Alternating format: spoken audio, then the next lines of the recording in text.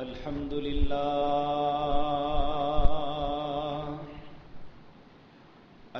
لله نحمده ونستعينه ونستغفره ونعوذ بالله من شرور أنفسنا ومن سيئات أعمالنا من يهده الله فلا مضل له ومن يضلل فلا هادي له وأشهد أن لا إله إلا الله وحده لا شريك له وأشهد أن محمدا عبده ورسوله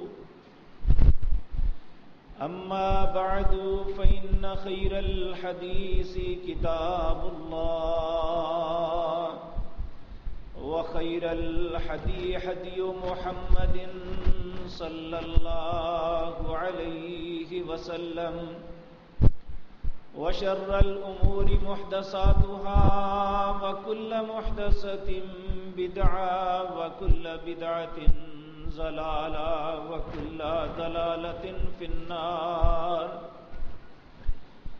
رب اشرح لي صدري ويسر لي أمري واحلل عقدة من لساني يفقهوا قولي اللهم انفعنا بما علمتنا وعلمنا ما ينفعنا وزدنا علما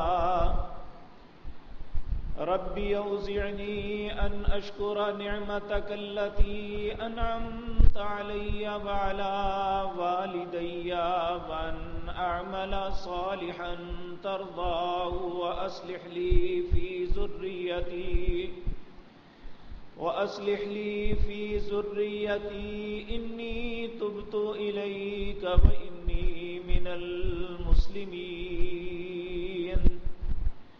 أعوذ بالله السميع العليم من الشيطان الرجيم بسم الله الرحمن الرحيم كلا والقمر والليل إذ أدبر والصبح إذا أسفر إنها لإحدى الكبر نذيرا للبشر لمن شاء منكم أن يتقدم أو يتأخر كل نفس بما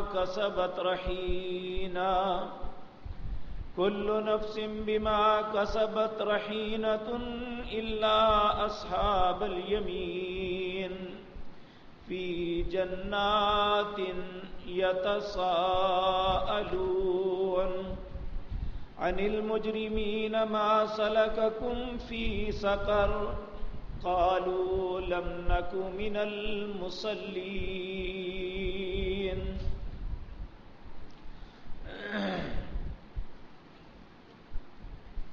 حضرات محترم،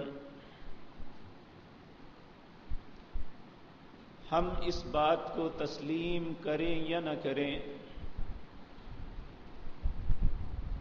لیکن یہ ایک حقیقت ہے کہ ہم سب کا خالق اللہ ہے۔ اسی رب نے ہمیں پیدا کیا ہے اور ہماری فطرت کو اس سے بہتر کوئی نہیں جان سکتا۔ انسان کے لیے جو سب سے بہترین فطرت ہے وہ اسلام ہے۔ اس لیے اللہ رب العزت جب بھی کسی انسان کو پیدا کرتے ہیں تو نبی مکرم جناب محمد الرسول اللہ صلی اللہ علیہ وسلم نے فرمایا جو بھی بچہ دنیا میں آتا ہے فطرت اسلام پہ پیدا ہوتا ہے، پھر اس کے ماں باپ کی مرضی ہے وَيُحَوِّدَانِهِ وَيُنَصِّرَانِهِ وَيُمَجِّسَانِهِ کہ اس کے ماں باپ اسے یہودی بنا دیں، عیسائی بنا دیں، مجوسی بنا دیں یا کچھ بھی بنا دیں، لیکن یہ ایک حقیقت ہے کہ ہماری فطرت اسلام ہے، غیر اسلام نہیں ہے۔ اس کائنات کے اندر کھربوں انسانوں کے اندر سب سے بہترین انسان وہ ہے جو اپنی فطرت پہ قائم رہتا ہے، اور یہ فطرت ایسی ہے جسے اللہ نے کہا کہ ان الدین عند اللہ الاسلام۔ یہ تو فطرت اسلام ہے، حقیقتاً یہی میرا دین ہے۔ اور جس شخص کو یہ فطرت حاصل ہو جاتی ہے تو اللہ رب العزت دوسرے مقام پہ فرماتے ہیں افمن شرح اللہ صدرہ للاسلام، جس بندے کے سینے کو اللہ اسلام کے لیے کھول دیتے ہیں فہو علی نور من ربہ، اس کے سینے میں اللہ کی طرف سے نور آ جاتا ہے۔ اور اسلام کے اندر جب کوئی انسان آتا ہے تو اس پہ کچھ ایسی چیزیں فرض ہو جاتی ہیں جو مسلمان کی حیثیت سے لازم ادا کرنی ہے۔ ان میں اسلام کے جو 5 اصول ہیں، 5 فریضے ہیں جو ہر انسان کے لیے لازم ہے جو بھی مسلمان کہلاتا ہے۔ ان 5 میں سب سے پہلا ہے عقیدہ۔ مسلمان کا عقیدہ اپنی اللہ کے متعلق درست ہونا چاہیے۔ شہادت اللہ الہ الا اللہ، کہ وہ اس بات کی شہادت دے میرا مالک، میرا خالق، میرا رازق اور مجھے قائم رکھنے والا صرف اللہ ہے، اس کے علاوہ کوئی نہیں ہے۔ اور دنیا کے اندر اللہ نے اپنے اور ہمارے درمیان جو سفیر مقرر کیا ہے، جسے اپنا رسول کہا، ان کا نام محمد ہے صلی اللہ علیہ وسلم۔ اور اس پوری کائنات کے اندر اگر کوئی رہبر ہے، اگر کوئی ہادی ہدایت دینے والا ہے، اگر کوئی سیدھے راستے پہ چلا سکتا ہے تو ان کا نام نامی جناب محمد الرسول اللہ صلی اللہ علیہ وسلم ہے۔ پہلی شہادت اللہ کے متعلق اور دوسری شہادت نبی مکرم کے متعلق کہ میرے رہبر، میرے رسول اور وہ بھی اللہ کے بندے ہیں، ان کا نام محمد ہے صلی اللہ علیہ وسلم۔ جب انسان کا عقیدہ درست ہو جائے تو اس کے بعد سب سے پہلی بات جس کا اسلام ایک مسلمان کو پابند کرتا ہے اس کا نام نماز ہے۔ کیوں پابند کرتا ہے؟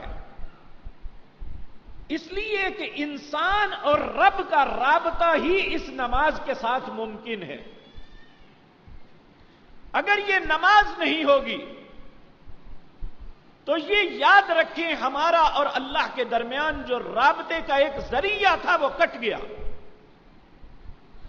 ہمارا اپنے رب سے تعلق ختم ہے۔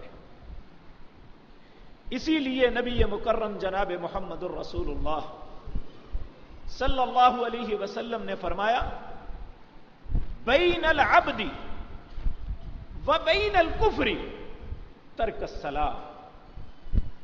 اگر ایک انسان جو اللہ کا انکار کرنے والا ہے، جو اللہ کے رسول کی رسالت کا منکر ہے، اس کے اور ایک وہ انسان جو مسلمان ہے، اس کے درمیان اگر فرق تولنا ہو، جانچنا ہو، دیکھنا ہو تو یہ دیکھو جو نماز پڑھتا ہے وہ مسلمان ہے، جو نماز نہیں پڑھتا وہ مسلمان نہیں ہے۔ بین العبد و بین الکفر ترک الصلاۃ۔ اور دوسری جگہ فرمایا یہ تو ہمیشہ کی نماز پڑھنا یا نہ پڑھنا ہے، اگر کوئی انسان جان بوجھ کے صرف ایک نماز چھوڑ دے، من ترک الصلاۃ متعمدا فقد کفر، جس نے صرف ایک نماز، عذر کوئی نہیں، اس کو چھوڑ دیا، نبی مکرم صلی اللہ علیہ وسلم فرماتے ہیں اس نے بھی کفر کیا۔ اب کیا عذر ہو سکتا ہے جس کی وجہ سے انسان نماز چھوڑ سکتا ہے؟ نبی مکرم صلی اللہ علیہ وسلم نے 3 عذر بتائے، صرف شرعی طور پہ 3 عذر ہیں جہاں نماز کی معافی ہے، چوتھا عذر کوئی نہیں۔ سب سے پہلا عذر جس کا تذکرہ جناب محمد الرسول اللہ صلی اللہ علیہ وسلم نے کیا، انسان سویا ہوا ہے یا بے ہوش ہو گیا، جب تک وہ سویا ہے اس سے قلم اٹھا لیا جاتا ہے، جب تک وہ اٹھے گا نہیں اس کے متعلق گناہ ثواب کچھ نہیں لکھا جائے گا۔ اگر سونے کی حالت میں اس کی نماز قضا ہو گئی، چھوٹ گئی، تو اس سونے کی حالت میں جو وقت تھا اس کی معافی ہے، جب بھی وہ اٹھے ادا کرے تو وہ درست، وگرنہ وہ اس بات کا پابند اس وقت سے شروع ہے جب وہ جاگ، جب بے ہوش تھا تو جب ہوش میں آ گیا تو اسی وقت اس پہ قلم لکھ دی جاتی ہے۔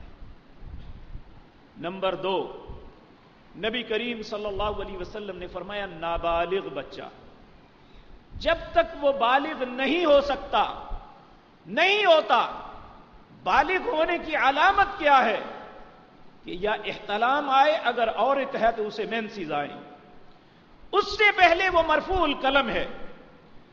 حکم دیا ہے 7 سال کے بچے کو نماز کے لیے لے جاؤ، 10 سال کا ہو جائے تو اس کو عادت بنانے کے لیے اس پہ سختی کرو، لیکن اگر اس دوران میں بلوغت سے پہلے پہلے اس کی کچھ نمازیں رہ گئی تو وہ کفر میں مبتلا نہیں، جب انسان بالغ ہو جائے پھر چھوڑ دے تو وہ کفر میں مبتلا ہو جاتا ہے۔ اور تیسری بات نبی مکرم صلی اللہ علیہ وسلم نے جو بتلائی وہ ہے پاگل، جس کا ذہن کام نہیں کرتا، اس کے اندر سوچ نہیں ہے، اچھائی اور برائی کی تمیز نہیں کر سکتا، جب تک وہ پاگل پن میں مبتلا ہے تب تک اس پہ کوئی کسی قسم کا حکم نہیں ہے۔ یہ 3 چیزیں ہیں، اگر ان تینوں میں سے ہمارے ساتھ کوئی ہے تو ہم نماز چھوٹ جائے نہ پڑے تو ہم پہ گناہ نہیں ہے، اس کے علاوہ چوتھا عذر ہے ہی کوئی نہیں، نہ بیماری کا عذر ہے نہ بڑھاپے کا عذر ہے۔ کہا اگر کھڑے ہو کے نہیں پڑھ سکتے بیٹھ کے پڑھ لو، بیٹھ کے نہیں پڑھ سکتے لیٹ کے پڑھ لو، اگر اتنے اپاہج ہو گئے ہو ہاتھ پاؤں نہیں ہلتے تو اشارے کے ساتھ پڑھ لو، لیکن ایک انسان زندہ ہو اور نماز نہ پڑھے، اللہ کو یہ بات برداشت نہیں ہے۔ اور اس کے متعلق اتنی سختی فرمائی، مسلمان کو قتل کرنا اس طرح ہے جس طرح پوری انسانیت کو قتل کرنا ہے، لیکن نبی کریم صلی اللہ علیہ وسلم فرماتے ہیں امرت ان اقاتل الناس، مجھے حکم دیا گیا ہے، یعنی رسول اللہ کو حکم دیا گیا ہے، اور حکم دینے والا کون ہے؟ اللہ۔ امرت ان اقاتل الناس، مجھے حکم دیا گیا ہے لوگوں کے ساتھ قتال کرو، لڑو، جب تک 2 کام نہ کر لیں، نماز پڑھیں، اپنے مال کی زکات دیں، تو نبی صلی اللہ علیہ وسلم نے فرمایا اس نے اپنا خون مجھ سے محفوظ کر لیا، اب میں کسی صورت اس سے لڑ نہیں سکتا۔ 2 کام مسلمان کے اندر ہوں، لیکن یہاں ایک بات ذہن میں رکھیں، آج ہم میں سے ہر انسان نے یہ عدالت کا معاملہ اپنے ہاتھ میں لے لیا ہے۔ اسلام اس کی اجازت نہیں دیتا، اسلام اسلامی حکومت کو اجازت دیتا ہے کہ وہ امرت ان اقاتل الناس، ہر ایسے شخص کو سزا دے، لڑائی کرے، قتل تک کر دے تو کوئی حرج نہیں، لیکن یہ گورنمنٹ کرے گی۔ لیکن بدقسمتی سے یہاں تو گورنمنٹ میں لوگ جنہیں قل ہو اللہ نہیں آتی، انہوں نے نماز کو کیا پڑھنا ہے اور رائج کیا کرنا ہے، جن کی پوری زندگی اس نعمت سے خالی ہے۔ یہ ہماری بدقسمتی ہے۔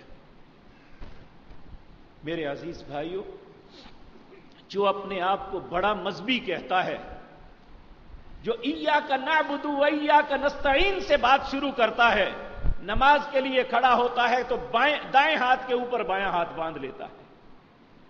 یہ ہے ہماری دین کے ساتھ وابستگی۔ ایسے معاشرے کے اندر میرے عزیز بھائیوں، جب علماء لوگوں کو یہ مشورہ دیتے ہیں کہ رمضان کا آخری جمعہ پڑھ لو، پوری زندگی کی قضا ہو جائے گی، یہ اللہ کے رسول کا منبر ہے، ہمیں اس کی وراثت عطا ہوئی ہے، اس لیے نہیں کہ اللہ کے نام پہ جھوٹ بولیں، اس لیے نہیں کہ رسول اللہ کے دین کو بگاڑیں۔ اگر ہم ایسا کریں گے تو نبی کریم صلی اللہ علیہ وسلم نے فرمایا، میں نے معراج کی رات جہنم میں جہنمیوں میں کچھ لوگوں کو دیکھا جن کے پیٹ کی انتڑیاں اور سارا کچھ درمیان میں پڑا ہوا ہے، بیل کے کولو کی طرح وہ اس کے گرد گھوم رہے ہیں، اور اتنی بدبو ہے کہ جہنم کے دوسرے لوگ پریشان ہیں اس بدبو سے۔ میں نے پوچھا یہ کون ہیں؟ آپ نے فرمایا یہ آپ کی امت کے واعظ ہیں، جو اللہ اور اس کے رسول کا نام لے کے جھوٹ بولتے تھے۔ اللہ کو گواہ بنا کے کہتا ہوں، نہ اللہ نے نہ اس کے رسول نے اس جمعے کو قضا عمری نہیں کہا، یہ مولویوں کی بکواس ہے جو جھوٹ بولتے ہیں۔ اور دیکھیں ایک عام انسان وہ اعتماد کرتا ہے علماء پہ، جب اس کی زبان سے بات سنتا ہے وہ کہتا ہے یہ ایک عالم دین تھا، سامنے قرآن رکھا ہوا تھا، اس نے ہمیں بتایا، اس لیے ہمیں آئندہ بھی پڑھنے کی ضرورت نہیں، اگر زندہ رہے تو آئندہ سال پھر جمعۃ الوداع ادا کر لیں گے، ساری قضا پھر ہو جائے گی۔ اس سے بڑا دین کے ساتھ تماشا کوئی نہیں ہو سکتا۔ میرے عزیز بھائیوں، نماز کی اتنی اہمیت ہے، نبی کریم صلی اللہ علیہ وسلم آپ کے پاس فتح مکہ کے بعد لوگ جوک در جوک اسلام قبول کرنے کے لیے آ رہے ہیں، قبائل اپنے سرداروں کے ساتھ فوجوں کی فوجیں اسلام قبول کرتی ہیں، کچھ لوگ اپنی شرائط پیش کرتے ہیں، اے اللہ کے رسول ہماری فلاں بات مان لیجئے، ہم مسلمان ہو جاتے ہیں۔ اگر وہ بات معقول ہوتی تو نبی کریم صلی اللہ علیہ وسلم فوراً تسلیم فرما لیتے۔ دو لوگ ایسے تھے جن کی بات پہ اللہ کے رسول مشتعل ہو گئے، غصے میں آ گئے۔ ان میں ایک تھا مسلمہ کذاب، جس نے بعد میں نبوت کا دعویٰ کر دیا۔ اسے اپنی زبان دانی پہ بڑا ناز تھا۔ ادب کی تاریخ کی کتابوں میں لکھا ہے کہ یہ 6 گھنٹے گفتگو کرتا، ایک مرتبہ زبان سے جو لفظ نکل جاتا دوبارہ اس کا تکرار کبھی نہیں ہوا تھا، اتنا فصیح اللسان۔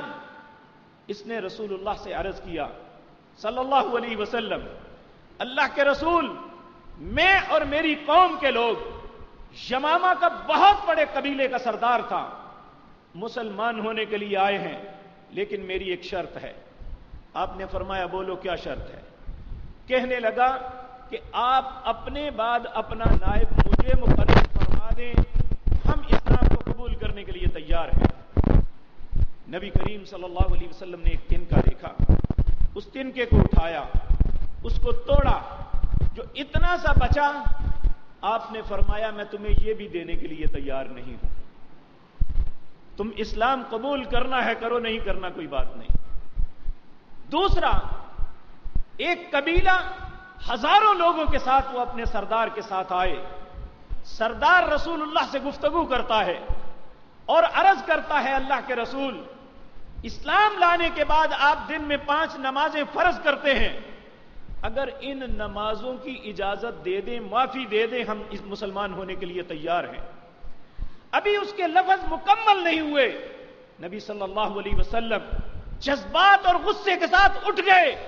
آپ نے فرمایا اٹھ کے چلے جاؤ، مجھ سے بات مت کرو، جس دین کے اندر نماز نہیں ہے وہ دین ہی نہیں ہے۔ میں اور آپ سوچیں ہم کہاں کھڑے ہیں؟ کیا جس اللہ نے ہمیں پیدا کیا، جس نے اس فطرت پہ پیدا کیا، ہمیں اسلام جیسی نعمت سے نوازا، کیا مسلمان ہونے کے بعد ہم یہ کہیں گے کہ میں نماز نہیں بھی پڑھتا لیکن اچھا مسلمان ہوں؟ اللہ کہتا ہے تم نہیں ہو، رسول کہتے ہیں تم نہیں ہو صلی اللہ علیہ وسلم، میں کہتا ہوں میں مسلمان ہوں۔ جس نے ہمارے اسلام کو دیکھنا ہے، جس نے ہمارے اسلام کا فیصلہ کرنا ہے، وہ کہتا ہے کہ بین العبد و بین الکفر ترک الصلاۃ۔ کافر اور مسلمان کے درمیان فرق یہ ہے کہ کافر نماز نہیں پڑھتا اور مسلمان نماز پڑھتا ہے۔ میرے عزیز بھائیوں، نبی مکرم صلی اللہ علیہ وسلم آپ نے فرمایا اول ما یحاسب بہ العبد الصلاۃ۔ جب قیامت کا دن قائم ہوگا، انسانوں کا حساب و کتاب ہوگا، اللہ کی بارگاہ میں انسان جائیں گے اور وہاں اپنی زندگی کا حساب دیں گے۔ اول ما یحاسب بہ العبد، بندے سے سب سے پہلے جس چیز کا محاسبہ کیا جائے گا وہ الصلاۃ، وہ نماز ہے۔ نبی کریم صلی اللہ علیہ وسلم نے فرمایا ایک شخص آئے گا، اس کی رجسٹر اتنے ہوں گے جس میں اس نے نیکی رفاہیت کے بے شمار کام کیے ہوں گے۔ اللہ کے فرشتے اس کی نیکیاں بتانا شروع کریں گے، مالک اس نے یہ بھی نیکی کی، اس نے ہسپتال بنائے، اللہ حاضر القیاس، وہاں تفصیل تو نہیں ہے، یعنی جو بھی رفاہیت کا کام ہو سکتا ہے اس نے سب کچھ کیا۔ اللہ پوچھیں گے فرشتوں کو اس میں نماز ہے؟ وہ کہیں گے نہیں اللہ فلاں فلاں نیک کام ہے۔ اللہ پوچھیں گے نماز ہے؟ تیسری دفعہ اللہ کہیں گے نماز ہے؟ فرشتے کہیں گے اللہ نماز تو نہیں ہے۔ کہا اس کے رجسٹر کو بند کر کے اس کے منہ پہ مارو اور جہنم کا ایندھن بنا دو۔ تو ہماری رفاہیت کہاں جائے گی؟ مکہ مکرمہ میں رسول اللہ سے پہلے ایک شخص تھا جس کا نام عبداللہ بن جدعان تھا، اور پورے عرب کے اندر ضرب المثل تھا، حتیٰ کہ حاجیوں کو بھی کھانا کھلانا، پانی پلانا، ان کی مہمان نوازی کرنی، ان کے لیے جگہ اور خیمے بنانا، کون سا کام تھا جو یہ نہیں کرتا تھا؟ ایک دن نبی کریم صلی اللہ علیہ وسلم اسی طرح باتیں فرما رہے تھے، ایک شخص نے پوچھا اے اللہ کے پیارے حبیب صلی اللہ علیہ وسلم، عبداللہ بن جدعان جو ہے جس کا بڑا نام ہے، اس کا معاملہ کیا ہے؟ آپ نے فرمایا فی النار، وہ جہنم میں جائے گا۔ اس نے تڑپ کے پوچھا عبداللہ بن جدعان اور جہنم میں؟ آپ نے فرمایا ہاں جہنم میں۔ پوچھا اللہ کے رسول کیوں؟ اس کی اتنی بھلائیاں نیکیاں کہاں؟ آپ نے فرمایا اس نے پوری زندگی ایک مرتبہ بھی اللہ سے یہ نہیں کہا تھا اللہم اغفر لی ورحم، اللہ مجھے معاف کر دے، مجھ پہ رحم کر دے۔ اس وقت نماز تو پہلے فرض نہیں تھی، اس وقت یہی کافی تھا کہ اللہ سے یہ کہہ دیتا اللہ مجھ پہ رحم کر اور معاف کر دے۔ اور نماز بھی یہ ہے کہ اس میں ہم اللہ سے رحم کی درخواست کرتے ہیں، اللہ سے صراط مستقیم طلب کرتے ہیں۔ یاد رکھیں دنیا کے اندر بے شمار ممالک ہیں، اور ممالک میں بعض کے ساتھ تعلقات ہوتے ہیں، بعض کے ساتھ نہیں۔ جن کے ساتھ تعلق ہوتا ہے ان کے ساتھ آپس میں مکالمہ زندگی بھر جاری رہتا ہے، ان کے سفارتکار یہاں پہ اپنے معاملات ڈیل کرتے ہیں، ان کے سفارتکار وہاں پہ کرتے ہیں، یعنی گفتگو ہمیشہ جاری رہتی ہے۔ کوئی ملک ایک دوسرے سے ڈسکنیکٹ نہیں ہوتا. اگر کسی ملک کا سفیر نہیں ہے وہ دوسرے ملک کے سفیر کو عطاشی مقرر کرتا ہے تاکہ ہمارا رابطہ نہ ٹوٹ سکے, ہم آپس میں کانٹیکٹ میں رہیں. ملکوں کی آپس میں ملاقات اور ملنا باقی تبھی رہ سکتا ہے جب آپس میں کلام ہوتی رہے. تو ہمارا اور اللہ کا رابطہ بغیر کسی گفتگو کے, بغیر کسی بات کے ہوگا. نبی مکرم جناب محمد الرسول اللہ صلی اللہ علیہ وسلم نے ارشاد فرمایا, لوگوں قسمت الصلاۃ بینی و بین عبدی, تمہارا رب کہتا ہے میں نے نماز کو اپنے اور بندے کے درمیان تقسیم کیا ہوا ہے.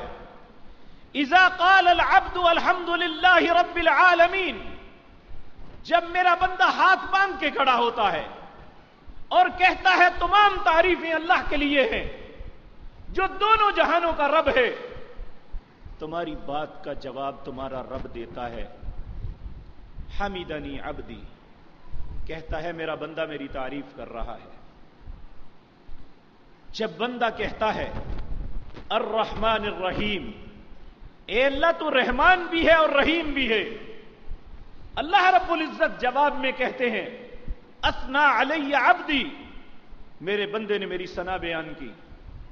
جب بندہ کہتا ہے مالک یوم الدین, اللہ تو قیامت کے دن کا مالک ہے, اللہ آگے سے جواب دیتے ہیں مجدنی عبدی, میرے بندے نے میری بزرگی کا اظہار کیا ہے. اور پھر بندہ دو باتوں کا یقین دلاتا ہے, ایاک نعبد و ایاک نستعین, اللہ میں صرف تیری عبادت کرتا ہوں, تیرے علاوہ کسی کی نہیں. صرف ایاک, صرف نعبد تیری عبادت ہے, و ایاک صرف اور صرف تیری, نستعین تجھی سے مدد چاہتا ہوں, میرا کوئی مددگار نہیں. مولا علی میرا مددگار نہیں, کوئی نبی رسول مددگار نہیں, کوئی صالح غوث کتب ابدال مددگار نہیں. ایاک نستعین, میرا صرف تو مددگار ہے, تیرے علاوہ میری کوئی مدد نہیں کر سکتا. اللہ اس کردار پہ اتنا خوش ہوتا ہے, اس نے میری تعریف کی, اس نے میری ثنا کی, اس نے میری بزرگی کا اظہار کیا, اس نے مجھے یقین دلایا کہ میں صرف تیری عبادت کرتا ہوں, صرف تجھ سے مدد چاہتا ہوں. پھر اللہ آگے سے بندے کو کہتا ہے اے میرے بندے کیا چاہتا ہے, مانگ مجھ سے میں تمہیں عطا کروں. اور بندہ مانگتا کیا ہے؟ ہم مال مانگیں کوئی گناہ نہیں, ہم اللہ سے اپنی مصیبتوں کے مداوے کے لیے التجا کریں اچھی بات ہے, اسی سے کرنی چاہیے. لیکن ایک انسان کی زندگی کی سب سے اہم چیز صراط مستقیم ہے. اور ایسے وقت میں جب اللہ خود کہہ رہے ہیں مانگو من کی مراد ملے گی, ہم اپنی دل کی گہرائیوں سے اس وقت کہیں اہدنا الصراط المستقیم. اللہ ہر طرف ایک عجیب کیفیت ہے, ہر شخص اپنی طرف بلاتا ہے, کہتا ہے میرا فرقہ ٹھیک, میں جو کہتا ہوں سچ. اللہ میں کنفیوز ہوں, مجھے کچھ سمجھ نہیں آ رہی, مجھے تیری ذات پہ بھروسہ ہے, تو مجھے مس گائیڈ نہیں کرے گا. اہدنا الصراط المستقیم, اللہ جو تیرا رستہ ہے, جو سیدھا رستہ ہے, اس پہ مجھے گامزن کر دے. پھر انسان اپنے بھول پن میں کیا کہتا ہے؟ کہتا ہے اللہ تجھے پتا ہے مجھے کون سا رستہ چاہیے؟ صراط الذین انعمت علیہم, اے اللہ میں وہ رستہ چاہتا ہوں جس پہ چل کے لوگ تیرے حضور آئے, تو نے انہیں انعامات سے نوازا. غیر المغضوب علیہم ولا الضالین, مجھے وہ رستہ نہیں چاہیے جس پہ چل کے لوگ آئے, تو نے گمراہ قرار دے دیا اور کہا جاؤ تم میرے غضب کے شکار ہو, مجھ پہ تمہاری رحمت نہیں ہوگی. اللہ مجھے وہ رستہ نہیں چاہیے. یہ میرے عزیز بھائیو ہماری اور اللہ کے درمیان تقسیم ہے, یہ گفتگو ہے. یہ ایک ٹاک ہے جو ہم روزانہ اگر صرف فرائض پڑھیں تو 17 مرتبہ ہماری ٹاک اپنے رب سے ہوتی ہے. تو اگر خدا نخواستہ ہم اس نماز کو ترک کر دیتے ہیں، ہماری اور رب کی گفتگو منقطع ہو جاتی ہے. نہ رب کو ہماری پرواہ ہے، نہ ہمیں اپنے رب کی پرواہ ہے. جب ہمیں نہیں تو رب کو کیسے ہوگی؟ میرے عزیز بھائیو، ہماری دوستیاں ہیں دنیا میں، اور ایک دوست دوسرے دوست کے لیے بہت اچھے جذبات رکھتا ہے. جب اس کا دوست اس سے بات کرتا ہے، اس کا دل چاہتا ہے میری بات لمبی ہو جائے، میرا دوست زیادہ دیر میرے پاس بیٹھے، جب میں اس کے پاس بیٹھوں اسے ایک لذت محسوس ہوتی ہے. اگر دنیا میں ایک عام سے دوست کے لیے ہمارے جذبات یہ ہیں، اس کائنات کے اندر سب سے اچھا اور حقیقی دوست تو اللہ ہے.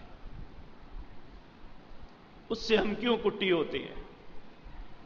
اور اللہ رب العزت فرماتے ہیں میری دوستی کن سے ہے؟ اللہ ولی الذین آمنوا.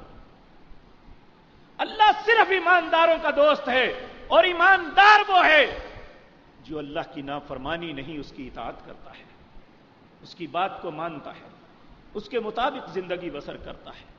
اللہ کہتا ہے میں ان کا دوست ہوں. اب ہم میں سے کون ایماندار ہے؟ دعویٰ تو ہم سب کا ہے. رسول اللہ صلی اللہ علیہ وسلم کے پاس گاؤں کے لوگ آئے، کلمہ پڑھا، فوراً شور کرنے لگے، قالت الاعراب آمنا. اعراب کے لوگ کہنے لگے ہم ایمان لے آئے. اللہ نے آیتیں اتار دی، کلن تؤمنوا، ابھی یہ بات نہ کہو ابھی ایماندار نہیں ہوئے، ولکن قولوا اسلمنا، ابھی تو اسلام میں داخل ہوئے ہو. ایمان کب آئے گا؟ انما المؤمنون الذین آمنوا باللہ ورسولہ. ایماندار وہ ہے جو اللہ کی بھی ہر بات مانتا ہے اور اس کے رسول کی بھی ہر بات مانتا ہے. انما المؤمنون الذین آمنوا، ایماندار صرف وہ لوگ ہیں جو اللہ اور اس کے رسول پہ حقیقی ایمان لاتے ہیں. ثم لم یرتابوا، پھر اس سے پھرتے نہیں ہیں، بدعہدی نہیں کرتے، اپنی بات کو کاٹتے نہیں ہیں. ثم لم یرتابوا، پھر پیچھے نہیں پرتتے. جو بھی اللہ نے کہا ہے بس ٹھیک ہے، مجھے سمجھ آتی ہے یا نہیں، میری عقل میں بات بھاتی ہے یا نہیں، میرا رب ہے، اس کا حکم ہے، میں اس کا غلام اور اس کا بندہ ہوں. مجھے کیا ہے سوچنے کے لیے کہ میں سوچوں کہ میرے مالک نے کیا کہا ہے. آپ دیکھیں یہ شیطان کا کردار تھا کہ جب اللہ رب العزت نے سجدے کا حکم دیا تو سجدہ نہ کیا، تو اللہ نے اس وقت اسے کہا تھا یا ابلیس ما منعک ان تسجد اذ امرتک، کس چیز نے تجھے سجدے سے روکا ہے؟ تو نے یہ نہیں سوچا کہ حکم تو میں کر رہا ہوں، حکم تو اللہ کر رہا ہے. اگر اس نے اللہ کا حکم نہ مانا اور اپنی بات پہ اڑا رہا تو اس کا نتیجہ کیا نکلا؟ اللہ نے فیصلہ کیا وَإِنَّ عَلَيْكَ اللَّعْنَةِ إِلَى يَوْمِ الدِّينِ، تو قیامت تک میری رحمت سے ہمیشہ کے لیے محروم. تو اس لیے انما المؤمنون الذین آمنوا باللہ ورسولہ ثم لم یرتابوا. ایماندار وہ ہے جو اللہ کے ساتھ عہد کیا ہے، اسلام کا عہد کیا ہے. اسلام 5 چیزوں سے بنتا ہے. نبی کریم صلی اللہ علیہ وسلم نے فرمایا بنی الاسلام علی 5، لوگوں اسلام 5 چیزوں سے بنتا ہے. شہادت اللہ الہ الا اللہ وان محمد الرسول اللہ، کہ شہادت دو کہ اللہ کے علاوہ کوئی الہ نہیں، اور شہادت دو کہ محمد اللہ کے رسول ہیں صلی اللہ علیہ وسلم. وإقام الصلاۃ، نماز کو قائم کرنا ہے. وإیتاء الزکاۃ، زکات کو دینا ہے. وتصوم رمضان، رمضان کے روزے رکھنے ہیں. وتحج البیت من استطاع الیہ سبیلا، اگر اللہ نے طاقت دی ہے تو حج کرنا ہے. اگر یہ 5 کام کرو تو تمہارے اسلام کو مان لوں گا. میں اور آپ اپنے دل سے سوال کریں، کیا ہم اللہ کو جواب دیں گے کہ ہم 5 کر رہے ہیں؟ اگر نفی میں جواب ہے تو پھر یاد رکھیے اللہ ساری طاقتوں کا مالک ہے، ہم اس کے سامنے کچھ نہیں کر سکتے۔ نبی کریم صلی اللہ علیہ وسلم نے فرمایا لو ان اولکم وآخرکم وجنکم وانسکم، لوگوں تم پہلے پچھلے سارے مل جاؤ، آئندہ آنے والے بھی تم سے مل جائیں، جن بھی تمہارے ساتھ مل جائیں، اور سب کے سب اتنے نیک ہو جاؤ کہ کسی کے دل میں برائی کا شائبہ تک نہ ہو، تمہارے نیک ہونے سے اللہ کی بادشاہت میں کوئی اضافہ نہیں ہوگا۔ تمہاری نیکی تمہاری اپنی ذات کے لیے ہے۔ لو ان اولکم وآخرکم وجنکم وانسکم، تم پہلے پچھلے سارے مل جاؤ، انسانوں کے ساتھ جن بھی مل جاؤ، ہر کا دل بدترین فاجر اور فاسق کی طرح ہو جائے، تم سب مل بھی جاؤ برائی کے اوپر، اللہ کی بادشاہت میں ایک بالشت بھی کمی نہیں کر سکتے۔ اس کا وبال تمہارے لیے ہے۔ پھر کہا لو ان اولکم وآخرکم وجنکم وانسکم، تم سب پہلے پچھلے مل جاؤ، جن انسان سب مل جاؤ، اور سب کے سب ایک بہت بڑے میدان میں جمع ہو جاؤ، ہر بندے کو اللہ اتنی طاقت دے دے جتنا دنیا کا سب سے طاقتور کوئی انسان تھا، تم سب مل کے اللہ کو تکلیف دینا چاہو، لن یضر اللہ شیئا، اللہ کا کچھ نہیں بگاڑ سکتے۔ اور پھر فرمایا تم سب پہلے پچھلے مل جاؤ، وجنکم وانسکم، جن اور انسان مل جاؤ، تم کہیں پہ بھی ہو، تمہارا رب تمہیں تکلیف دینا چاہے تم اس تکلیف کو روک نہیں سکتے۔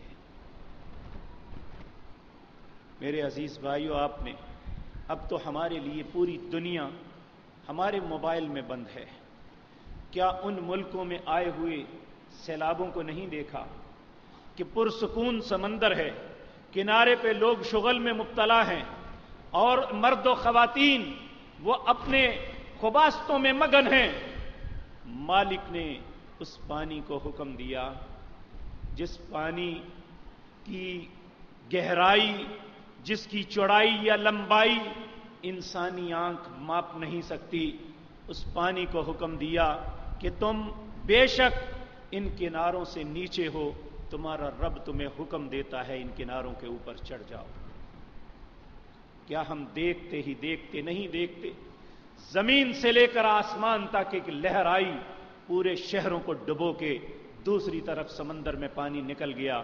کون ہے دنیا میں جو یہ کام کر سکے؟ اور پھر ہوا وہاں دنیا میں ٹیکنالوجی کے اندر امام دو ملک ہیں، امریکہ اور جاپان، اور اللہ کی طرف سے سب سے زیادہ عذاب اگر مسلط ہوتے ہیں تو انہی دونوں ملکوں پہ ہوتے ہیں۔ آپ تاریخ اٹھا، زلزلے ہیں تب انہوں نے زلزلہ پروف عمارتیں بنا لی جن کے اندر لچک ہے کہ وہ اس طرح ہو جاتی ہیں، لیکن جب رب تباہ کرنے پہ آ جائے تو واللہ یعصمک من الناس، جسے اللہ بچاتا ہے وہ بچتا ہے، وگرنہ کوئی نہیں بچتا۔ تو جب ہم اللہ کا بگاڑ کچھ نہیں سکتے، جب ہم اللہ کا سوار کچھ نہیں سکتے، تو وہ کہتا ہے میں جس مقصد کے لیے پیدا کیا ہے اس کو پورا کرو۔ وہ مقصد کیا ہے؟ وما خلقت الجن والانس الا لیعبدون۔ ہماری زندگی کا کاروبار مقصد نہیں ہے، یہ ہماری ضرورت ہے، ہم کرتے ہیں۔ ہماری زندگی کا بڑی سے بڑی نوکری حاصل کرنا مقصد نہیں ہے، یہ اپنی ضرورت کے لیے کرتے ہیں۔ میلوں لمبی صنعتیں لگانا ہماری زندگی کا مقصد نہیں ہے، یہ ہم اپنی ضرورت کے لیے کرتے ہیں، اپنی دنیا کی بہتری کے لیے کرتے ہیں۔ لیکن ایک چیز جو ہماری زندگی کے لیے ضروری ہے وہ ہم پس پشت ڈال رہے ہیں، وہ ہے اللہ کی عبادت۔ وہ کہتا ہے ان اللہ لا ينظر الى صورکم واموالکم، لوگوں تمہارا رب تمہارے چہروں کو نہیں دیکھتا۔ اگر ہمیں اپنی خوبصورتی پہ ناز ہے، تو یہ خوبصورتیاں عطا کرنے والا کون ہے؟ جس اللہ نے یہ خوبصورتیاں دی ہیں وہ کیوں دیکھے گا؟ اللہ جمیل، اللہ تو سب سے زیادہ خوبصورت ہے. تو جتنا مال ہمارے پاس ہے یہ کس کی عطا ہے؟ ان اللہ هو الرزاق، بے شک سب کو روزی دینے والا اللہ ہے. ذو القوت المتین، اس کی کمانڈ اینڈ کنٹرول بھی اس کے ہاتھ میں ہے، وہ جس کو چاہتا ہے. اللہ یبسط الرزق لمن یشاء ویقدر، جس کا رزق چاہتا ہے کم کر دیتا ہے، جس کا چاہتا ہے دراز کر دیتا ہے. کتنے لوگ ہیں جن کے پاس ماسٹر نہیں پی ایچ ڈی ڈگریاں ہیں، وہ حساب و کتاب کا منشیوں والا کام کرتے ہیں، اور ایک ان پڑھ آدمی جسے صحیح طریقے سے اپنے سائن بھی کرنے نہیں آتا، وہ فیکٹریوں کے مالک بنے ہوئے ہیں. یہ کس کی تقسیم ہے؟ نہ رزق دانائی اور عقل مندی میں ہے اور نہ تعلیم کے اندر ہے. اگر رزق ہے تو اللہ کی عطا ہے، جس کو چاہتا ہے. ان اللہ یبسط الرزق لمن یشاء ویقدر. تو اللہ ہمارے مالوں کو بھی نہیں دیکھتا، کیونکہ دینے والا ہی وہ ہے. ہمارے پاس جو کچھ ہے وہ اللہ کی عطا ہے. اس لیے وہ کہتا ہے اے حضرت انسان، اے میرے بندے، ان اللہ، بے شک اللہ تعالی، لا ينظر الى صورکم، تمہارے چہروں کو نہیں دیکھتا. ولا ان اللہ لا ينظر الى صورکم واموالکم، نہ تمہارے مالوں کو دیکھتا ہے. میرے بھائیو، ہم میں سے ہر انسان چاہتا ہے کہ اس کا جسم پھرتیلا ہو، خوبصورت اور سڈول لگے. اس کے لیے گھنٹوں ایکسرسائزیں کرتے ہیں، بہت زیادہ مشقتیں اٹھاتے ہیں کہ ہمارا جسم قوت والا ہو جائے، ہم بیماریوں سے بچ جائیں. میلوں سیریں کرتے ہیں، واک اور جاگنگ کرتے ہیں، اور دوسری بے شمار گیمز میں حصہ لیتے ہیں صحت کے لیے، اپنے جسم کی تندرستی کے لیے. اللہ کو ہمارے جسم کی تندرستی سے بھی کوئی غرض نہیں. ایک حدیث میں اللہ فرماتے ہیں ان اللہ لا ينظر الى صورکم واجسادکم، نہ اللہ تمہارے چہروں کو دیکھتا ہے نہ تمہارے جسدوں کو دیکھتا ہے. اللہ پھر دیکھتا کیا ہے؟ اللہ کہتے ہیں ولکن ينظر الى قلوبکم، میں تمہارے دلوں کو دیکھتا ہوں. چہرہ لوگ دیکھتے ہیں، اس کے اوپر داغ نہیں لگنے دیتے. جس دل کو اللہ دیکھتا ہے وہ کالا سیاہ پڑا ہے. اے ابن آدم، مجھے اور آپ کو احساس ہی نہیں ہے. اگر ہمارے چہرے پہ داغ ہو، باہر نہیں نکلتے کہ میں پہلے چہرہ دھو لوں. مہمان آیا ہے تو اسے کھڑا کرو، اندر بٹھا دو، میرے چہرے پہ داغ پڑا ہے. ہم صابن لگا کے، مختلف حربے استعمال کر کے اپنے چہرے کو صاف کر کے جاتے ہیں. میرا دوست کیا کہے گا، اس کے چہرے پہ داغ ہے. اور اگر خدا نخواستہ کوئی میڈیکلی معاملہ ہو جائے تو ہم لاکھوں روپے چہرے کی درستگی کے لیے لگا دیتے ہیں کہ لوگ کیا کہیں گے، اس کے ماتھوں پہ، یہ چہروں پہ کیل اگے ہوئے ہیں. اس کے لیے کربناک دوائیاں تک استعمال کرتے ہیں جو اس سے زیادہ تکلیف دہ ہیں. اس لیے تکلیف برداشت کرتے ہیں کہ چہرہ صاف ہو جائے. اور جس چہرے کو لوگ دیکھتے ہیں اس کی صفائی کا کتنا فکر ہے مجھے اور آپ کو. جس مال کے لیے سب کچھ کرتے ہیں، جس کا فکر مجھے اور آپ کو دن رات ہے، جس جسم کے لیے سب کچھ کرتے ہیں، جس کی فکر پہ ہم بے شمار مشقتیں اٹھاتے ہیں، اللہ کو ان تینوں چیزوں سے کوئی غرض نہیں. اور جس چیز سے غرض ہے وہ ہمارا دل سیاہ چھلنی ہوا ہے، چھالوں کی طرح ابلا ہوا ہے، جس کے اندر دیکھنے کی سکت ہی نہیں ہوتی کہ انسان دیکھ سکے کہ اس کا دل ہے کیا. اور دوسرا فرمایا وَلَكِنْ يَنْظُرُ إِلَىٰ قُلُوبِكُمْ وَأَعْمَالِكُمْ، دوسرا اللہ تمہارے عملوں کو دیکھتا ہے. ایک لمبی حدیث ہے، اس کے آخر میں اللہ نے فرمایا ساری باتیں بتا کے مجھے کوئی غرض نہیں، اس سے بھی کوئی غرض نہیں، اس سے بھی غرض نہیں. کہا میں صرف تمہارے اعمال کو گن رہا ہوں اور انہیں اکٹھا کر کے اپنے پاس سنبھال رہا ہوں. پہلے زمانوں میں لوگوں کے ذہن میں ہوگا اتنا ریکارڈ کہاں رکھتے ہوں گے، یہ تو دفتر لگ جائیں گے. آج کے زمانے میں اتنی سی سم ہوتی ہے، اتنا سا کارڈ ہوتا ہے، اس میں اتنا بڑا ڈیٹا آپ جمع کر سکتے ہیں۔ ایک موبائل میں ایک سائٹ ہے مکتبہ شاملہ، دنیا میں جتنے مذاہب ہیں اسلامی، جتنے فرقے ہیں، 1400 سال کے اندر جتنی کتابیں تفسیر حدیث کی لکھی گئی ہیں، جتنی تاریخ کی لکھی گئی ہیں، آپ اس ویب سائٹ کو کھولیں وہ سارا کچھ نکل آئے گا۔ آپ کو کسی نے کوئی حدیث بیان کی ہے، ایک لفظ لکھیں وہ حدیث آ جائے گی، پھر اس سے پوچھیں یہ حدیث کی کیفیت کیا ہے، صحیح ہے یا ضعیف، اسی وقت سارا ڈیٹا آ جائے گا۔ اگر ایک انسان اتنا بڑا کام کر سکتا ہے تو جو اللہ زمین و آسمان کو بنانے والا ہے اس کے لیے مشکل ہوگا کہ وہ ہماری زندگی کا ڈیٹا جمع کر لے۔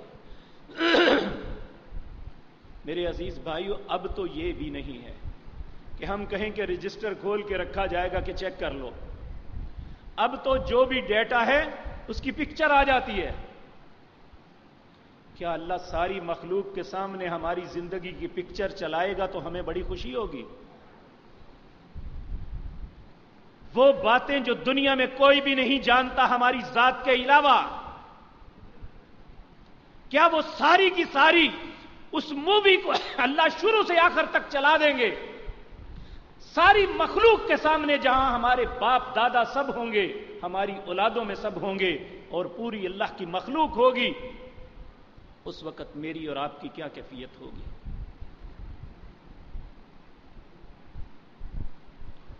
تو میرے عزیز بھائیو، آج ہمارے پاس وقت ہے، ہم اپنی اصلاح کر سکتے ہیں، ہم یہ سارا ڈیٹا فارمیٹ کروا سکتے ہیں، یہ سارا ریموو ہو سکتا ہے۔ اس کے لیے شرط ہے وَأَنِيبُوا إِلَىٰ رَبِّكُمْ، لوگوں بھٹکے ہوئے ہو اپنے رب کی طرف واپس پلٹ آؤ، وَأَسْلِمُوا لَهُ، اس کے فرما بردار بن جاؤ، من قبل ان یاتیکم العذاب، اس سے پہلے کہ تم پہ عذاب مسلط ہو جائے، ثم لا تنصرون، پھر کوئی بھی تمہاری مدد نہیں کر سکے گا۔ اور یاد رکھیں، اللہ رب العزت کہتے ہیں التائب من الذنب کمن لا ذنب لہ، گناہوں پہ معافی مانگنے والا ایسا ہے جیسے اس نے گناہ کیا ہی کوئی نہیں۔ ہم جس معاشرے میں رہتے ہیں اس میں علماء کو اللہ ہدایت دے، اگر کوئی شخص اپنی زندگی کو بدلنا چاہتا ہے، وہ نماز نہیں پڑھتا تھا نماز پڑھنا چاہتا ہے، اسے کہتے ہیں اپنی نمازوں کی قضا دو، ہر نماز کے ساتھ ایک نماز پڑھا کرو۔ ایک شخص پڑھتا ہی نہیں تھا، اس پہ دگنا بوجھ ڈال دیا جائے، کیسے وہ قائم رہ سکے گا؟ یہ بدترین لوگ ہیں جو لوگوں کو واپس پلٹنے کا اتنا سخت رستہ بتاتے ہیں کہ لوگ واپس پلٹنے کے لیے تیار ہی نہیں ہوتے۔ حالانکہ اللہ رب العزت قرآن میں کہتے ہیں، نبی کریم صلی اللہ علیہ وسلم نے فرمایا، میرے اوپر جب یہ آیت اتری، لوگوں کے سامنے کہنے لگے اگر دنیا میں زمین و آسمان میں جتنے اللہ کے خزانے ہیں یہ سارے کے سارے مجھے دے دیے جاتے، مجھے اتنی خوشی نہ ہوتی جتنی اللہ نے یہ آیت عطا فرما کے مجھے خوشی دی ہے۔ وہ آیت کیا ہے؟ والذین اذا فعلوا فاحشۃ او ظلموا انفسهم ذکروا اللہ فاستغفروا لذنوبهم ومن یغفر الذنوب الا اللہ ولم یصروا علی ما فعلوا وهم یعلمون۔ تم میں سے کوئی شخص کوئی بھی برائی کر بیٹھا ہے، کوئی بھی غلطی کر بیٹھا ہے، والذین اذا فعلوا فاحشۃ او ظلموا انفسهم، یا اس نے اپنی جان پہ ظلم کیا ہے۔ لوگوں، نماز نہ پڑھنا ظلم عظیم ہے، روزہ نہ رکھنا ظلم عظیم ہے، دوسرے پہ نہیں اپنی ذات پہ، اور استطاعت کے بعد وجود حج نہ کرنا ظلم عظیم ہے۔ اللہ نے مال دیا ہے تو غربا کا حق نہ دینا ظلم عظیم ہے. کہا ظلموا انفسہم، اپنی جان پہ ظلم کر بیٹھے ہو. ذکر اللہ، اسے چاہیے کہ پلٹ آئے، اللہ کے ذکر کی طرف آ جائے.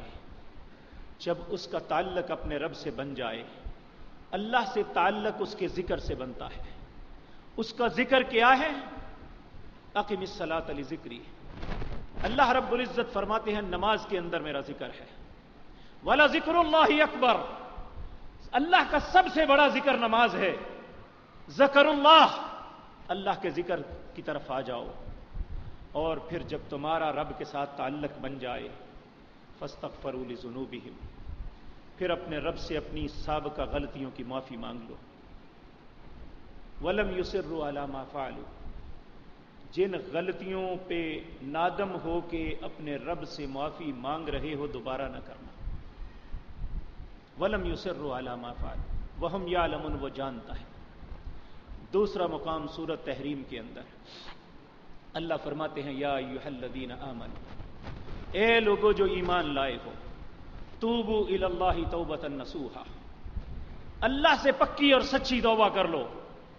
تمہاری توبہ، تمہاری کیفیت، تمہارے پلٹنے کو دیکھ کے اگر تمہارا کردار درست ہوا تو عسیٰ ربکم ان یکفر عنکم سیئاتکم، اللہ تمہاری سابقہ ساری غلطیوں کو فارمیٹ کر دے گا، سب کو ریموو کر دے گا. اس نے زندگی میں کچھ نہیں کیا تھا. عسیٰ ربکم ان یکفر عنکم سیئاتکم. تیسرا مقام اس سے بھی خوبصورت ہے. سورت ہے 19واں پارہ، سورت فرقان، اس کا آخری رکوع. اللہ فرماتے ہیں الا من تاب وآمن وعمل عملا صالحا، جو شخص توبہ کر لے، ایماندار بن جائے، پھر نیک عمل ترتیب کے ساتھ جس طرح اللہ نے حکم دیا ہے اسے اسی طرح بجا لائے، تو اللہ کیا کریں گے؟ اتنا خوش ہوں گے اس بندے پہ. فَأُولَئِكَ يُبَدِّلُ اللَّهُ سَيِّئَاتِهِمْ حَسَنَاتٍ، اس کی سابقہ زندگی کے گناہوں کو بھی اللہ نیکیاں لکھ دیں گے. وہ اتنا مہربان رب ہے.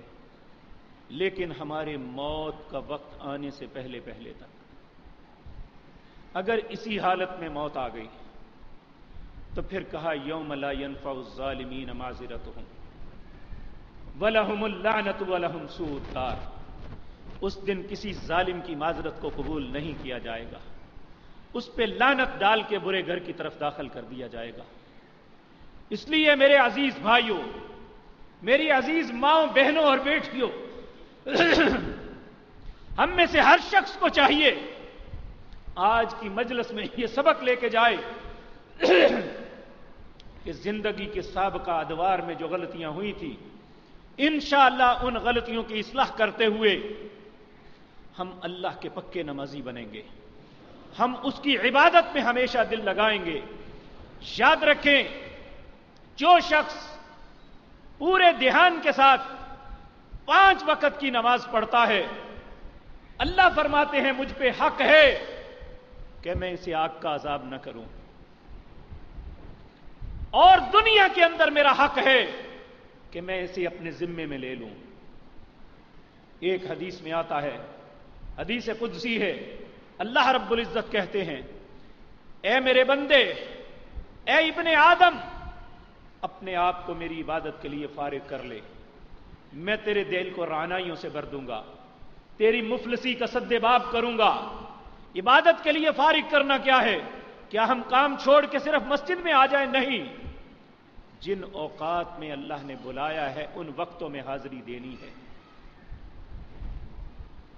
کہا میری عبادت کے لیے آپ اپنے گاہکوں سے ہیں، آپ اپنے کلائنٹ کسی کے ساتھ ہیں، کسی کے ساتھ آپ ڈیل کر رہے ہیں، اذان کی آواز آ جائے اللہ کہتے ہیں مجھے وہ بندے اچھے لگتے ہیں، رجال لا تلہیہم، مجھے وہ بندے اچھے لگتے ہیں، لا تلہیہم تجارۃ ولا بیع عن ذکر اللہ واقام الصلاۃ وایتاء الزکاۃ، جن کا کاروبار خرید و فروخت، معاملات کرنے، انہیں اللہ کے ذکر نماز سے غافل نہیں کرتے.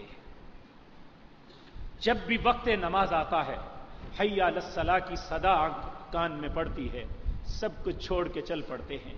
کہا مجھے وہ بندے اچھے لگتے ہیں لا تلہیہم تجارۃ ولا بیع عن ذکر اللہ واقام الصلاۃ وایتاء الزکاۃ.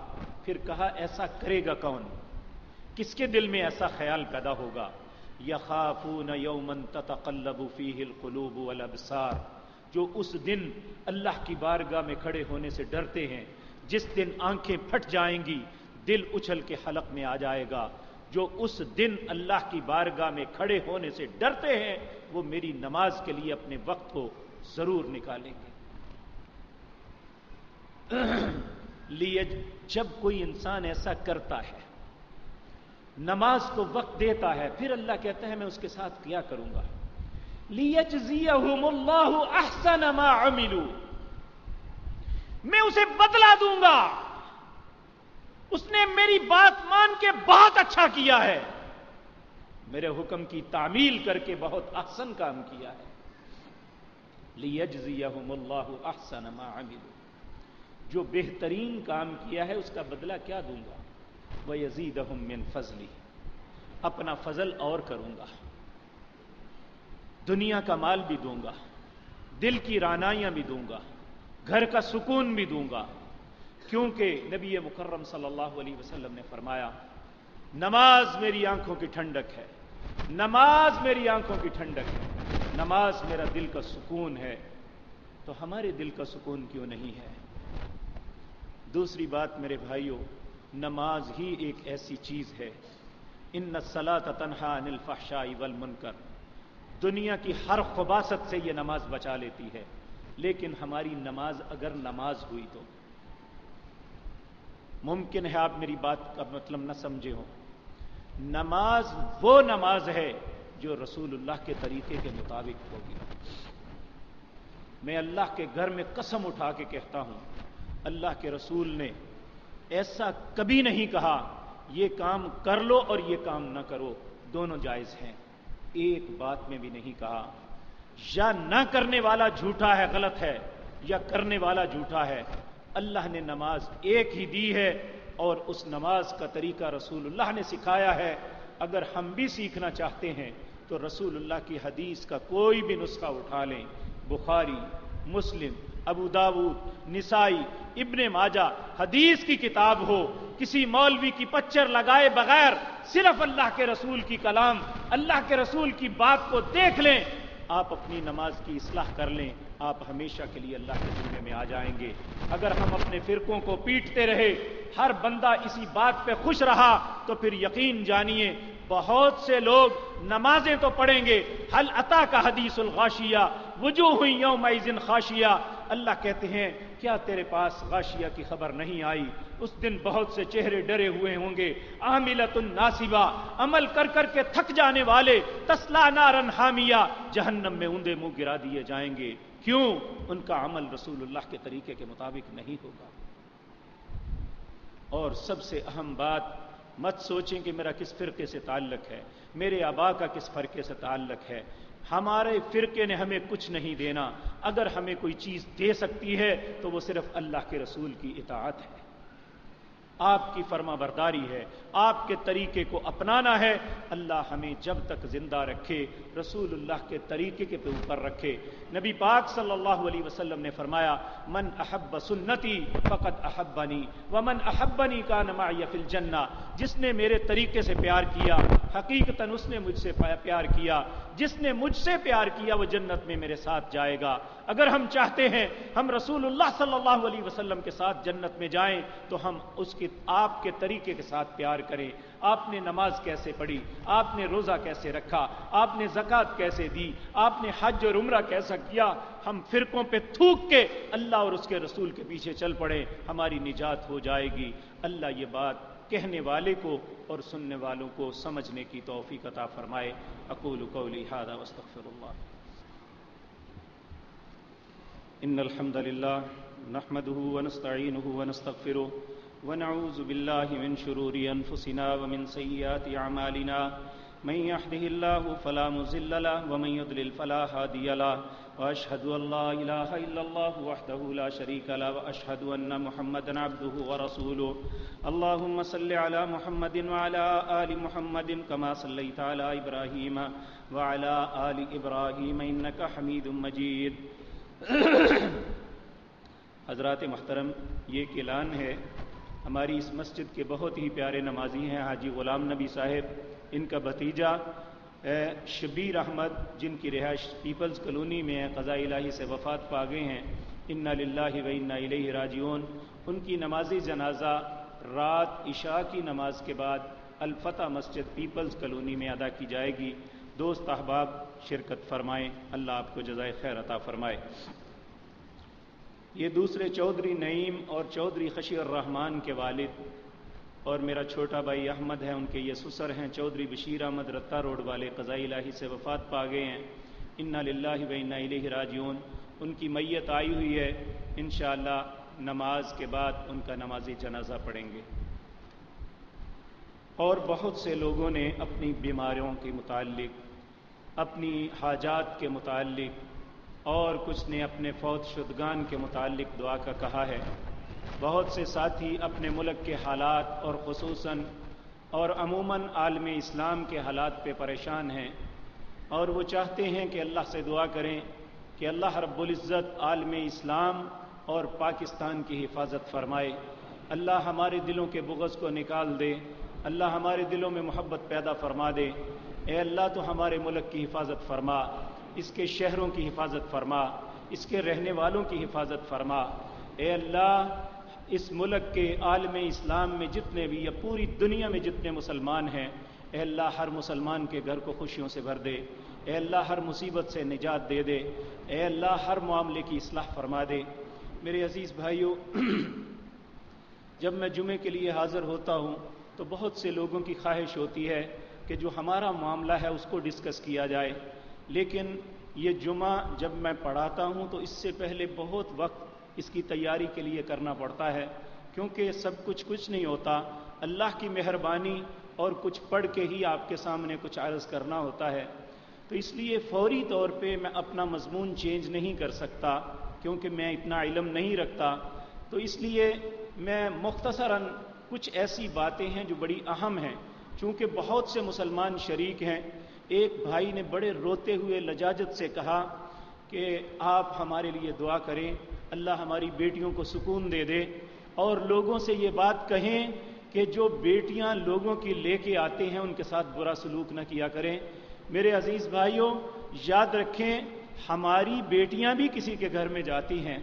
اگر ہم یہ اپنے دل میں تڑپ اور دل کے اندر چاہت رکھتے ہیں کہ ہماری بیٹی اپنے گھر میں سکھی ہو، ہماری بیٹی کو امن اور سکون ملے، تو اللہ کے لیے لوگوں کی بیٹیوں کو بھی اپنی بیٹی تصور کرو. تمہاری بیٹی تو اب دوسرے کے نام کے ساتھ منسلک ہو گئی. اس کی اگر برادری دوسری ہے تو اس کی برادری بھی چینج ہو گئی. اس کے بیٹے اولاد ایک دوسرے خاندان کے بیٹے اور اولاد تصور ہوں گے، لیکن جو بیٹی آپ کے گھر میں آئی ہے، جو اس کے بطن میں پیدا ہوگا وہ تو تمہاری اولاد ہوگی. اس لیے جو آپ کی اولاد کو جنم دیتی ہے، جو آپ کے گھر میں سکون دیتی ہے، جو آپ کے گھر میں اپنا سب کچھ چھوڑ چھاڑ کے آ گئی ہے، ایسے دجال، ایسے فرعون نہ بنو کہ کل کو تمہیں اپنے گھر میں اپنے ساتھ بھگتنا پڑے. اگر کوئی شخص یہ سمجھتا ہے کہ میرے تو بیٹے ہیں، کون سی میری بیٹی ہے، اس لیے میں جیسے چاہوں انہیں روندوں، یاد رکھیں آئندہ آنے والی نسلوں میں کوئی بیٹی نہیں ہوگی. کیا اس کے ساتھ ایسا سلوک نہیں ہو سکے گا؟ اگر کچھ بھی نہ ہوگا تو کل قیامت کے دن اللہ کی عدالت میں کیا جواب دو گے کہ میں نے تجھے بیٹوں سے اس لیے نوازا تھا کہ اس کے سسرال کی زندگی کو ساری زندگی تنگ کر دینا، بیٹی کی چیخیں نکال دینا. اللہ کا خوف کریں.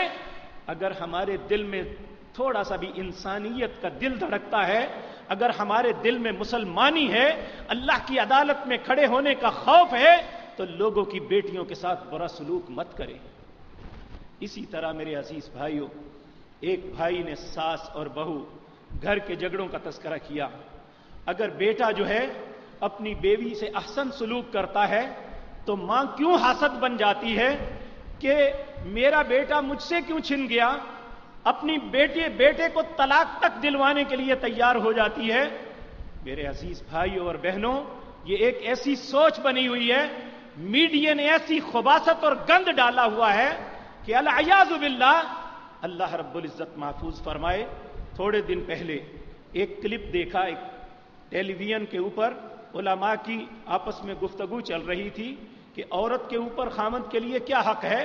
تو ایک مولوی نے وہاں بیٹھے ہوئے کہا کہ ہماری فقہ حنفی کے مطابق، حالانکہ میرے علم کے مطابق فقہ حنفی کے اندر کچھ بھی نہیں، اس دیوس نے بیٹھ کے جھوٹ بولا ہے، کہتا ہے بیوی کے اوپر کچھ نہیں ہے، بس وہ نہ آپ کا کھانا پکائے یہ بھی نہیں ہے، آپ کے کپڑے دھوئے یہ بھی نہیں ہے، خامد کے اوپر کچھ نہیں ہے۔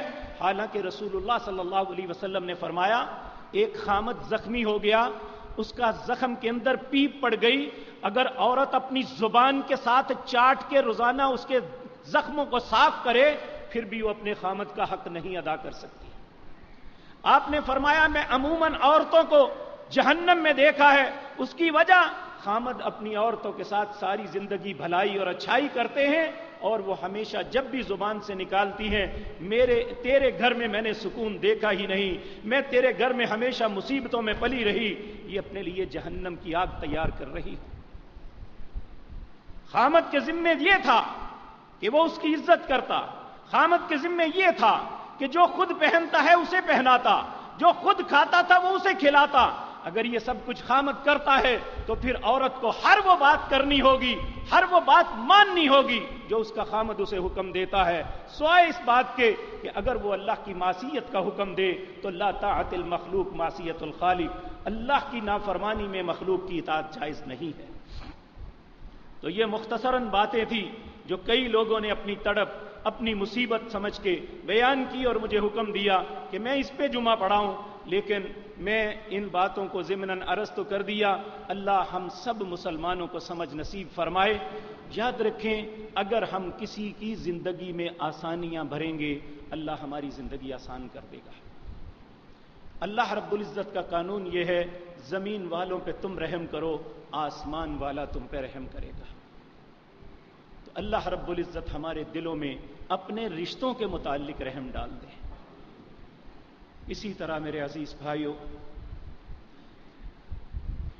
یہ جمعہ خصوصاً میرے لیے بڑا تکلیف دہ ہوتا ہے کہ آج سے 23 سال پہلے میرے والد محترم نے اس مسجد کا آغاز کرنے کے بعد 1975 سے لے کر 94 تک یہاں جمعہ پڑھاتے رہے اور اس کی بنیادیں اور اس پر کام کرتے رہے، اور ہم نے تہجد کی نمازوں میں اپنے بابا کو روتے ہوئے دیکھا، اے اللہ یہ اتنی بڑی مسجد بن گئی ہے، اسے تو آباد کر، اے اللہ اسے لوگوں کی خوشیوں اور غمیوں کا مرکز بنا دے۔ وہ دیکھ تو نہیں سکے لیکن آج ان کی دعا 100% اللہ نے قبول کر لی ہوئی ہے۔ اللہ مالک نے آپ جیسے بہترین انسانوں کے ساتھ یہ آباد کیا ہے۔ آپ اپنی خوشیوں کے لیے بھی یہاں تشریف لاتے ہیں، اپنے جنازوں کے لیے بھی۔ اے اللہ ان سارے معاملات کو ہمیشہ قائم رکھنا۔ میری آپ سے آج التجا ہے میرے بابا کے لیے، اور جن لوگوں نے اس مسجد کی ابتدا کی ایک ایک کا نام نہیں لے سکتا، اللہ سے دعا کریں اللہ انہیں پورا پورا بدلہ عطا فرما دے۔ اسی طرح میرے عزیز بھائیوں، رمضان یا غیر رمضان ہو، ہم اللہ کے گھر میں آنے والے مہمانوں کی سہولت کے لیے پوری کوشش کرتے ہیں، اور یقینی بات ہے ہم سے بہت کوتاہیاں ہوتی ہیں۔ جتنی سہولت آپ کو ملتی ہے یہ میرے ساتھیوں کی اور اللہ کی مہربانی کا نتیجہ ہے، جتنی کوتاہیاں ہیں یہ میری سستی کی وجہ سے ہے۔ میں اللہ کے لیے آپ سے معافی کا طلبگار ہوں کہ اپنے بھائی کو معاف کر دینا۔ میں ایک انسان اور کمزور انسان، جو آپ کا حق ہے میں نہیں ادا کر سکتا، لیکن یہ میرے ساتھی جو سیکورٹی پہ کھڑے ہیں، جو دوسرے معاملات کو ڈیل کرتے ہیں، کوئی بھی شخص پروفیشنل نہیں ہے، سب اللہ کی رضا کے لیے کرتے ہیں۔ ہم دو لفظ ان کے لیے دعا کے تو کر سکتے ہیں، اللہ ان کے گھروں کو، ان کی زندگی کو، ان کے معاملات کو ہمیشہ آباد رکھنا۔ اور میں آپ کے لیے دعا گو ہوں، آپ میرے محسن ہیں، مجھ پہ احسان ہے آپ کا کہ اللہ کے اس گھر میں آپ آتے ہیں، اعتکاف کے لیے آتے ہیں، نماز کے لیے آتے ہیں، جمعے کے لیے آتے ہیں، اپنے ساتھیوں کو لے کے آتے ہیں۔ میری زندگی کی ساری کمائی آپ ہے، اور مجھے بھروسہ بھی آپ پہ ہے کہ اللہ کی ذات شاید آپ کی زبان سے نکلے ہوئے کلمے کی وجہ سے مجھ گناہگار کو معاف فرما دے۔ اس لیے میرے لیے بھی دعا کریں، اللہ میرے لیے یہ آخرت میں جہنم سے آزادی اور جنت میں داخلے کا سبب بنا دے۔ آخری عرض یہ ہے کہ آج چوتھا جمعہ ہے، اس کے بعد پھر سارا سال ہم اپنے ادارے کے لیے آپ سے کوئی تقاضا نہیں کرتے، تو میں آپ سے التجا کروں گا اپنے ادارے کے ساتھ بھرپور تعاون فرمائیں، اللہ آپ کے مال و عزتوں میں برکت عطا فرمائے۔